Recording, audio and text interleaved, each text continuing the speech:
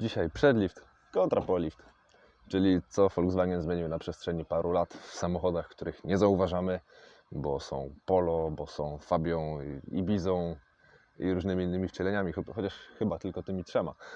Ale przedlift, polift, różnice, prowadzenie, moc, przyspieszenie, co to jest, dlaczego, a na co to komu.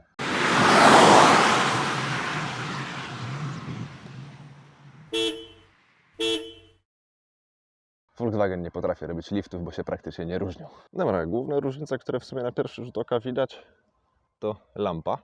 No bo tu jest taka, a tu jest taka. No, różni się w zasadzie taką tą chromowaną wstawką w środku, kierunkowskazem. Poza tym no, kształt jest dokładnie taki sam. Umieszczenie żarówek też. W tych się troszeczkę więcej dzieje, w tych mniej. Ta jest bardziej agresywna, ta mniej. I nie chodzi mi tu o kolor. No, różnica numer 2 na pewno wlot powietrza, no bo tu mamy taki rozciągnięty plaster miodu, a tutaj poziome żeberka.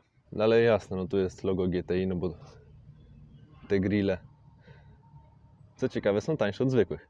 No ale tutaj również plaster miodu, tutaj ponownie poziome żeberka z taką dosyć fajną chromowaną wstawką, bez niej by wyglądało dosyć biednie. A co ciekawe, oba to są najbiedniejsze wersje. Base Models Only, podstawowy silnik. Jest fajnie. To nie takie biedne, ale zaraz do tego dojdziemy. Idąc dalej, to linia boczna dokładnie taka sama. Tutaj przetłoczenie też tak samo jak i nadkole. Ta szybka, zasadniczo ogólna bryła samochodu nie została zmieniona, bo w polifcie wygląda tak. No i tu ponownie widzimy takie samo przetłoczenie nadkola, szybkę, zero zaskoczeń. Różnice pojawiają nam się z tyłu, bo tutaj lampa wygląda tak, a tutaj lampa wygląda tak. No to teraz sobie porównajcie spokojnie poliftową z przedliftową.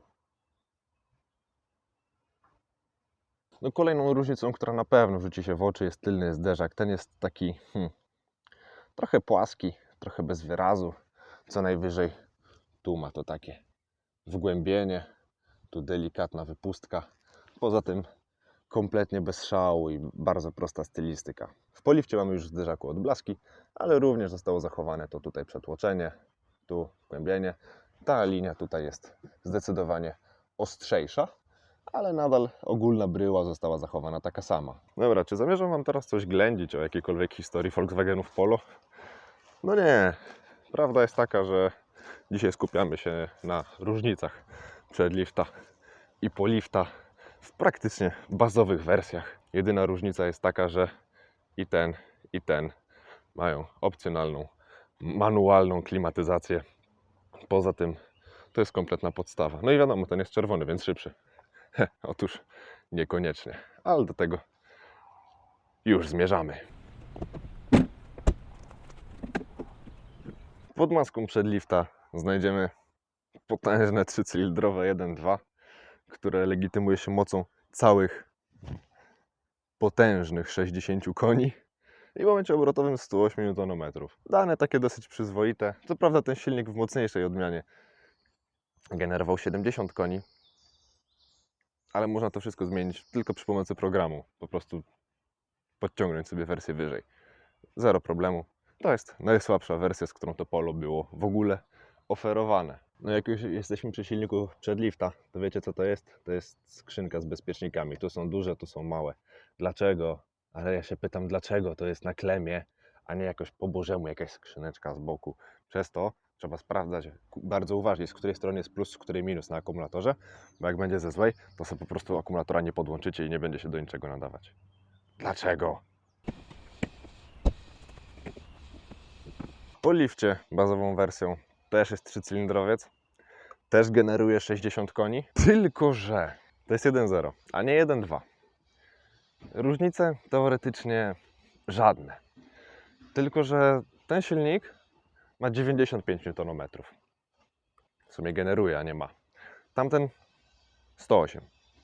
Różnica 13. No to jednak jest to faktycznie zauważalna różnica. Ponownie jest to najsłabsza jednostka, ponownie mocniejsza, ma 70 koni.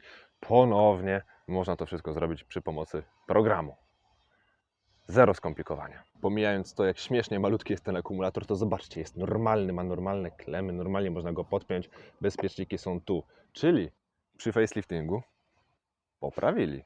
Można. Zapomniałem Wam jeszcze wspomnieć o jednej, może nie jakoś wybitnie istotnej, ale zauważalnej kwestii.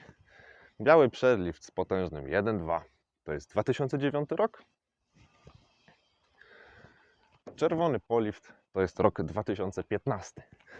Obie polówki to jest 5. generacja, która była produkowana od 2009, czyli to jest pierwszy rok produkcji, do 2017, czyli jeszcze 2 lata po tej. Co do awaryjności tych jednostek, to można powiedzieć, że są dosyć trwałe, mimo małej pojemności, mimo 3 cylindrów. Jednak te 60 koni i tu, to jest wartość, która sprawia, że ten silnik nie jest wysilony.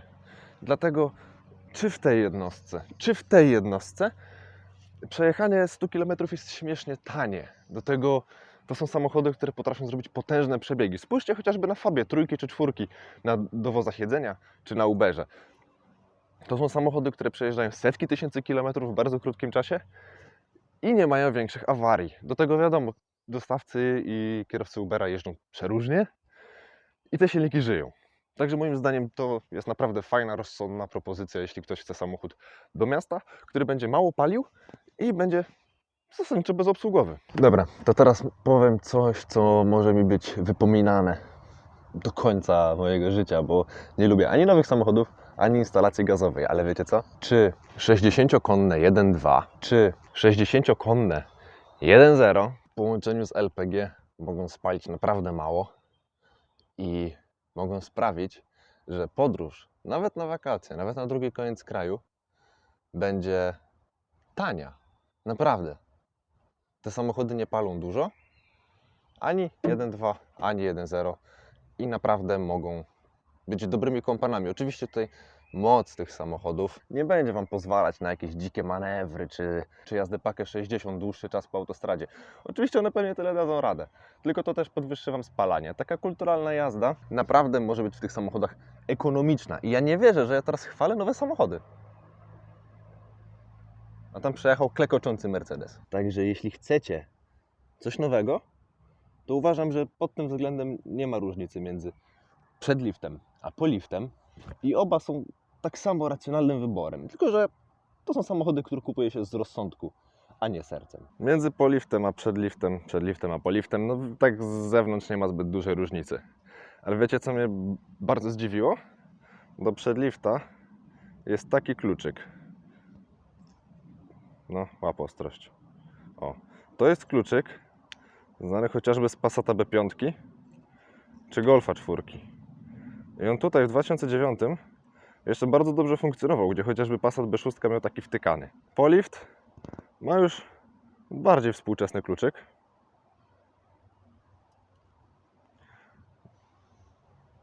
No, znany z wielu modeli Volkswagena, Skody i tutaj również nie ma żadnego zaskoczenia, to cała grupa stosuje te same kluczyki, no ale tu już jest bardziej współczesny. Na pewno jako fajny bajer, który może być przydatny na co dzień, uważam, że tutaj akurat i ten mają przednie szyby w prądzie, z tyłu Corbotronic, ale oba mają fajny bajer. Jak jest kluczyk? Wystarczy, że przytrzymamy przycisk otwierania.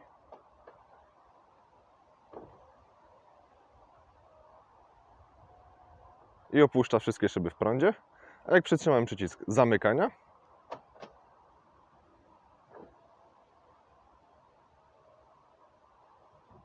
to zamyka i przy okazji samochód też się zamyka, więc trzeba go wtedy otworzyć, żeby był otwarty. Analogicznie sytuacja wygląda z poliftem.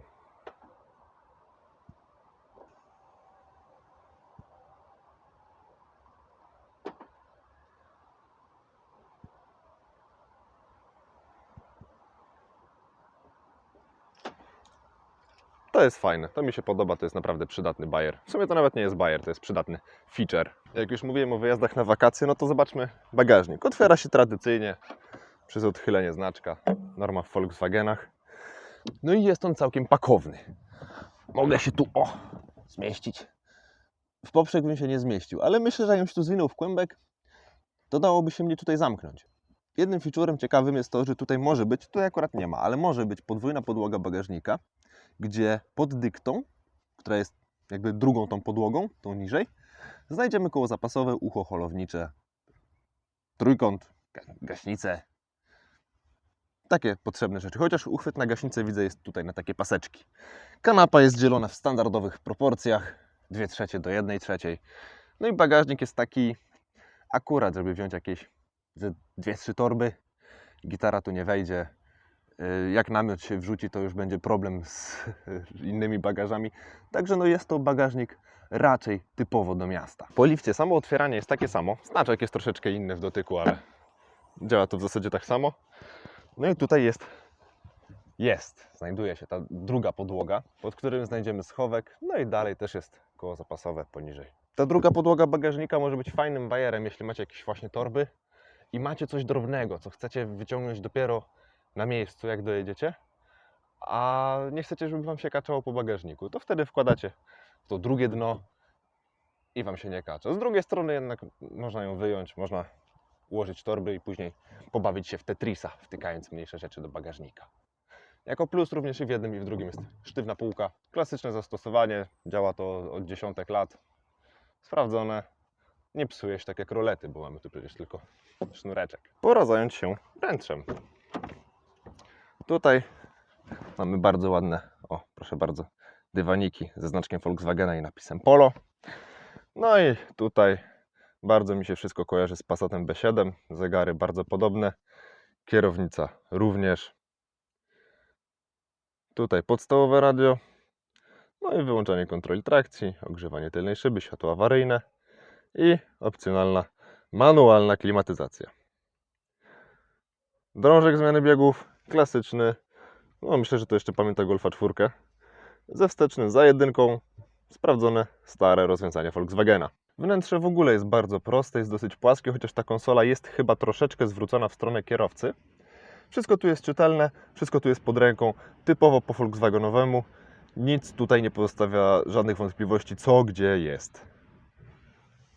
Schowek całkiem pakowny, może i bez chłodzenia, ale sami zobaczcie, mały nie jest. Mapa wejdzie, jakieś picie wejdzie. Tu uchwyt na okulary przeciwsłoneczne, tam na długopis. Kieszenie w drzwiach, proszę bardzo, wejdzie tu spokojnie 1,5 litrowa butelka wody, tam jeszcze jakieś szpargały. Ryglowanie, odryglowywanie drzwi w drzwiach, lusterka elektryczne z podgrzewaniem, no i przednie szyby w prądzie. Ze świateł tradycyjne volkswagenowskie pokrętło, światła przeciwmgielne również są, regulowanie podświetlenia zegarów, wysokości świecenia świateł, wszystko tu jest dobrze znane. Manetki też już pamiętają dawne dzieje Volkswagena jeszcze. Też są bardzo proste w obsłudze. O, teraz jak to złapać? O. Tutaj również nic nie pozostawia złudzeń. To jest Volkswagen, więc tutaj wszystko musi być intuicyjne, proste i nie może pozostawiać jakichkolwiek złudzeń. Chociaż ta kierownica jest nawet spoko. Tylko że jest taka dosyć plastikowa. No ale to wiadomo, to jest najbiedniejsza wersja, więc nie może być zbyt luksusowo. W polifcie delikatnie inaczej. Światła to samo. Też zero zaskoczeń. Tutaj wszystkie... Co on tak bimbał? Tu wszystkie przełączniki też takie same jak w przedlifcie, lusterka też w prądzie, także podgrzewane, tylne szyby też w prądzie i schowek również 1,5 litrowa butelka wejdzie, jakieś graty też. Manetki tu już są bardziej współczesne, już bardziej kojarzone z bardziej współczesnymi modelami Volkswagena czy Skody. Kierownica, mimo znaczka Volkswagena, to mi się bardzo kojarzy z kierownicami Skody. I w sumie nawet nie wiem, kto był pierwszy, czy Skoda, czy Volkswagen. Co do zegarów, te są jeszcze prostsze. No i cyfrowy wskaźnik poziomu paliwa nie lubię, ale jest. Na środku również całkowicie podstawowe radio. Już bogatsze, no bo jednak 6 lat później, ale również jest to podstawowe. Mamy podgrzewanie tylnej szyby i nie mamy tu przycisku wyłączania kontroli trakcji. Jeśli mnie pamięć nie myli, on jest gdzieś zagrzebany w samych ustawieniach systemu. Ponownie panel manualnej klimatyzacji, również jest to jedyna opcja, która została tu wzięta. I drążek zmiany biegów. I wsteczny jest na miejscu szóstki.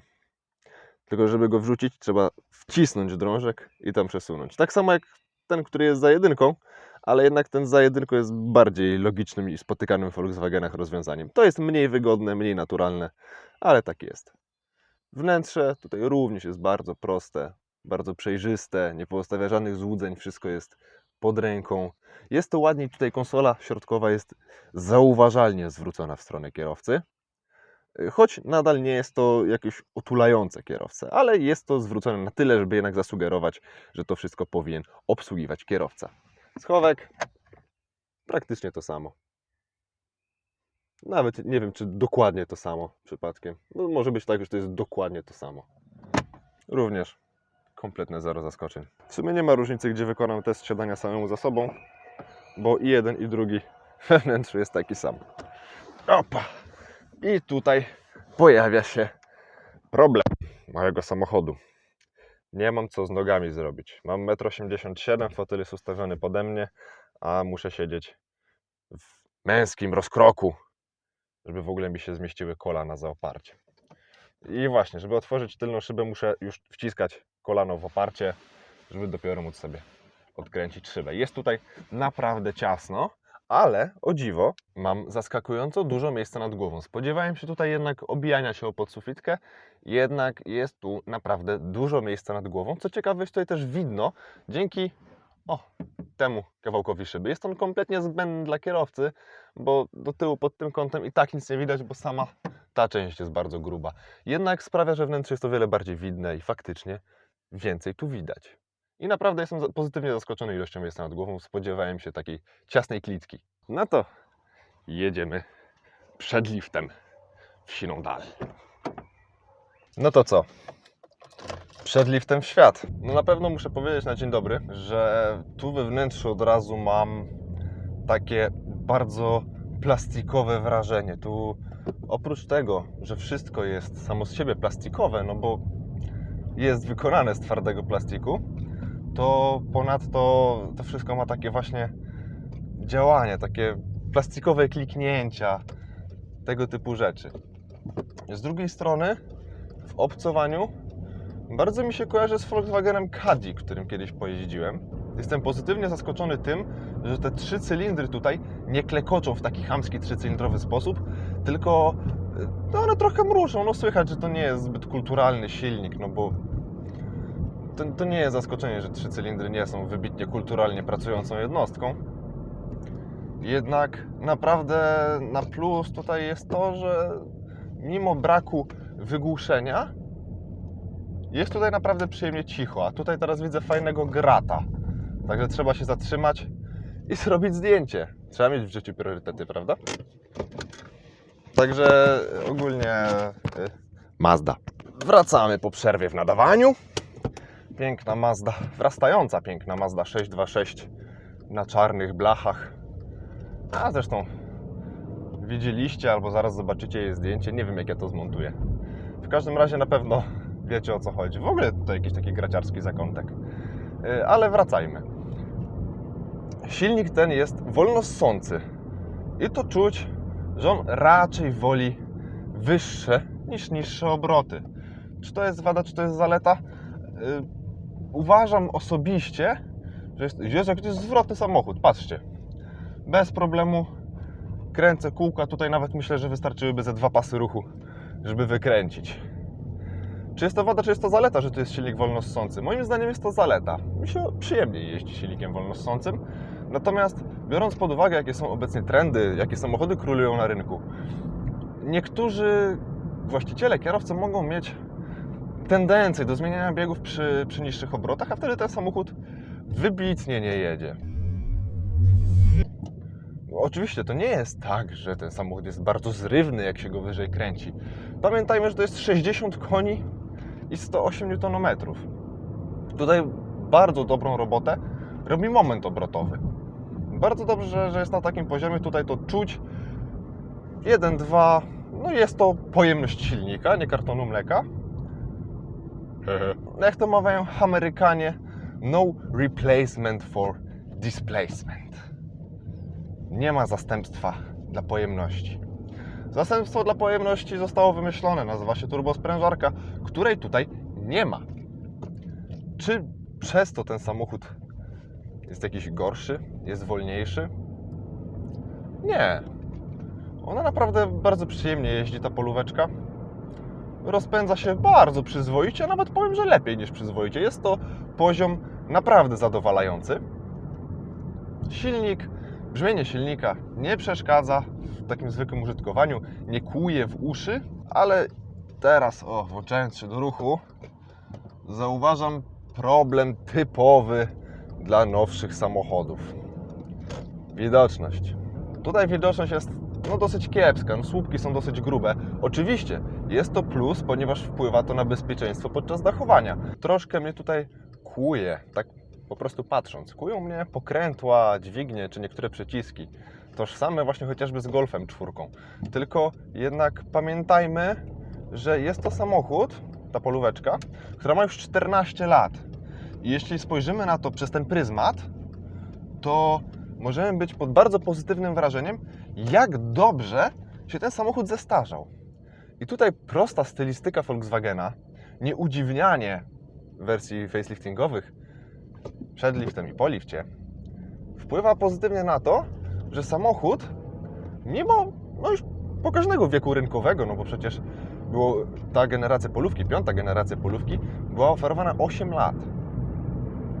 To tutaj przedlift różni się tak delikatnie od polifta, że jest to naprawdę porządny samochód, który nie wygląda na stary samochód. No i właśnie teraz widzę polówkę 5. generacji, ale widzę ją, bo teraz nią jadę. To jest samochód, którego się kompletnie wcześniej nie zauważa. Troszkę się rozpędziliśmy, najmniejszego problemu.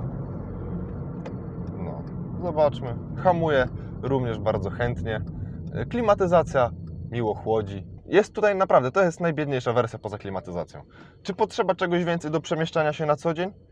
Moim zdaniem nie. I tutaj też widać, ponieważ ta polówka przejechała ponad 203 tysiące km. Radio bardzo proste w obsłudze, intuicyjne, bez ekranu dotykowego, z przyciskami, ale wszystko jest bardzo ładnie opisane. Jest to wszystko tutaj wykonane po Volkswagenowemu, czyli nie pozostawia najmniejszych złudzeń, co do czego służy i co gdzie jest. Wszystko jest pod ręką. Chcę sobie zwiększyć prędkość nawiewu, nawet nie muszę patrzeć. Patrzę na sygnalizator, kręcę sobie pokrętłem. Cyk, 1 weszła. Sprzęgło bez problemu. 2 również. Jest to samochód prosty. Jest to samochód dla ludzi, którzy nie potrzebują czegoś pakownego, pokroju Golfa. Czy bardziej pakownego pokroju Octavii Kombi.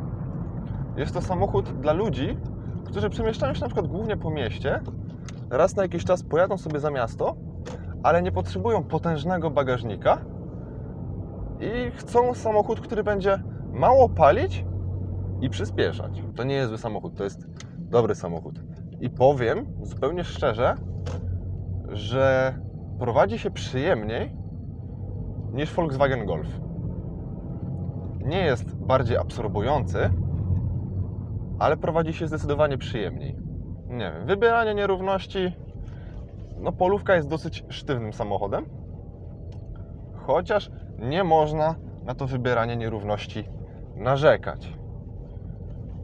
Oczywiście nie jest to kanapa pokroju Mercedesa Balerona, ale jest to naprawdę bardzo dobre resorowanie. Oczywiście też jedziemy powoli, bo nie będziemy jechać jakoś nie wiadomo jak szybko po dziurach. Jednak z drugiej strony spodziewałem się zawieszenia takiego prostszego, takiego, po którym będzie czuć, że to jest tani samochód. Tutaj tego nie czuć. Przejdźmy troszkę przez większą kolejnę. Bez problemu. Bujamy się spokojnie. Bez najmniejszych problemów wybiera sobie nierówności. Trylinkę też ładnie wybiera. Nie widzieliście? Ładna Corsa. Jednak jest to naprawdę dobry samochód i on niczego nie udaje. Czy jest plastikowy we wnętrzu? Tak. Czy ma małą moc? Tak. Czy wystarcza to do jazdy na co dzień? Zwykłej, najzwyklejszej? Tak. Także myślę, że to jest moment, w którym pora zobaczyć, czy Volkswagen coś zepsuł, czy może poprawili. Czerwony to szybszy, więc przesiadamy się do polifta i pędzimy. Tutaj od razu czuć, że sprzęgło bardziej klei się do podłogi. Mniej chętnie odchodzi po prostu. Poza tym w zasadzie z ruszeniem nie ma najmniejszego problemu. Jest tutaj ciszej.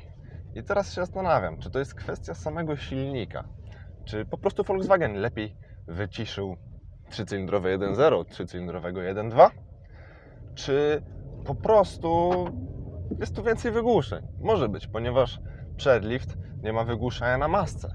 Ten ma. Tylko czy samo wygłuszenie na masce dałoby aż taką różnicę? Wątpię. Tutaj we wnętrzu również wszystko jest aż do bólu plastikowe, ale również kierownica sprawia wrażenie jakby lekko gumowanej. Jest bardziej miękka od samego zwykłego plastiku. Jednak podczas jazdy to już sprzęgło wchodzi w podłogę jak w masło i drążek zmiany biegów chodzi też bardzo gładko. W zasadzie jednym paluszkiem można zmieniać. Biegi chodzą precyzyjnie, no w sumie jak na Volkswagena przystało. Volkswagen jest po prostu taki precyzyjny. I mimo takiej samej mocy jednak czuć, że tu jest mniejszy moment obrotowy. Ten silnik nie chce tak bardzo pracować, jak robi to 1.2. Również jest tutaj klimatyzacja. Zegary są bardzo podobne. Są troszeczkę ładniejsze moim zdaniem, są prostsze, ale chociażby ekran centralny jest bardzo podobny, jeśli nawet nie identyczny.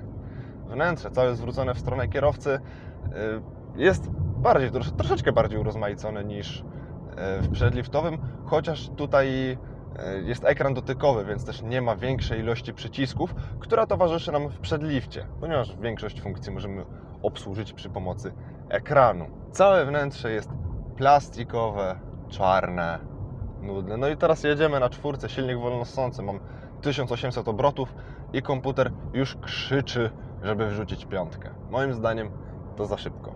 Pytanie, czy to jest kwestia oprogramowania, żeby nie było problemu z testami emisji spalin, czy naprawdę miałbym tak wrzucić bieg. Zresztą zobaczmy zaraz. Mamy próg spowalniający, więc sobie spokojnie zwolnijmy, przejedźmy przez niego.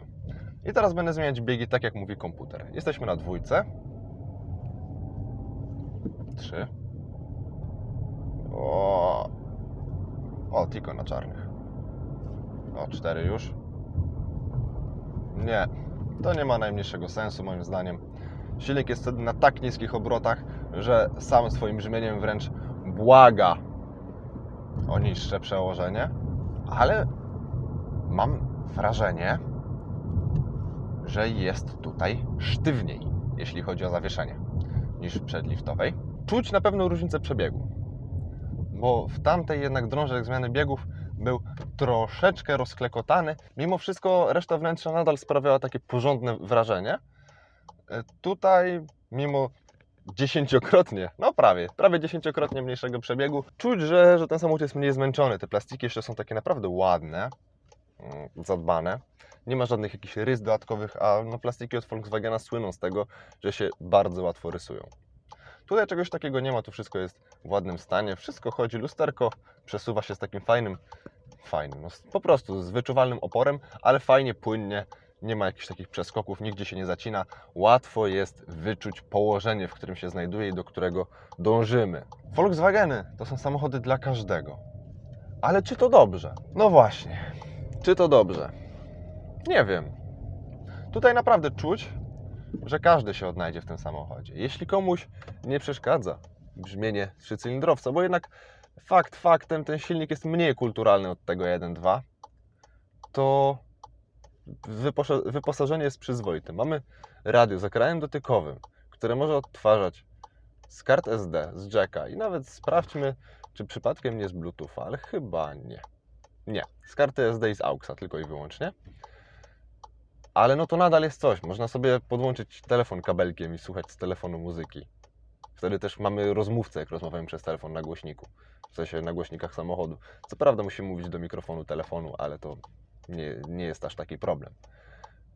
Z drugiej strony jednak brak fizycznego przycisku wyłączenia kontroli trakcji moim zdaniem zimą będzie przeszkadzać. I nie chodzi tu o samo upalanie polo pod Tesco, tylko chodzi o to, że Czasami łatwiej jest gdzieś podjechać z wyłączoną kontrolą trakcji. A tutaj ten samochód nam to utrudnia, bo musimy się dokopać do ustawień. Ok, mamy kolejne czerwone. Zobaczmy, wchodzimy w setup. To jest chyba setup systemu. O, tak, ale jest car, ustawienia samochodu. Tak, i dopiero w ustawieniach samochodu grzebiemy, żeby wyłączyć kontrolę trakcji. No, nie. Moim zdaniem nie, moim zdaniem to jest troszeczkę przesada, ale z drugiej strony może to ma zachęcać do bezpieczniejszej jazdy, czyli używania tych systemów. Bo jednak faktem wtedy jest uśpiony, a nie wyłączony. Nie wiem. W każdym razie zauważyłem, że w grupie Volkswagena w pewnym momencie te przyciski po prostu powędrowały w ekrany. W jakim celu? Nie wiem. Czy tutaj fotele są wygodne? Tutaj fotele na pewno zapewniają lepsze trzymanie boczne niż w przedlifcie, ale mimo lepszego trzymania bocznego nadal są twarde, są z twardej pianki. Chociaż faktem, tutaj trzeba Volkswagenowi bardzo to oddać, że te fotele są naprawdę dobrze wyprofilowane i fajnie trzymają plecy. Do tego mają regulację wysokości, przód, tył, kąta pochylenia oparcia. To jest, myślę, że to już jest standard, ale jest to przeze mnie nadal mile widziane. Również możemy sobie dowolnie regulować kierownicę. Także to jest fajne, bo zarówno ktoś większego wzrostu, jak i mniejszego może się zarówno do przedliftowej polówki, jak i do poliftowej zmieścić bez najmniejszego problemu. Bez najmniejszego problemu dla kierowcy, no już z problemem dla pasażerów z tyłu, ponieważ widzieliście sami, jak ja miałem wsiąść sam za sobą. To już nie było ani komfortowe, ani miłe, ani przyjemne, chociaż naprawdę pozytywnym zaskoczeniem była ilość miejsca nad głową. Porównanie dwóch praktycznie identycznych samochodów, nie wiem co o tym sądzicie. Ja jestem pozytywnie zaskoczony. To są pierwsze Volkswageny, z których nie miałem ochoty wysiąść od razu. Więc trzymajcie się i widzimy się w kolejnym teście.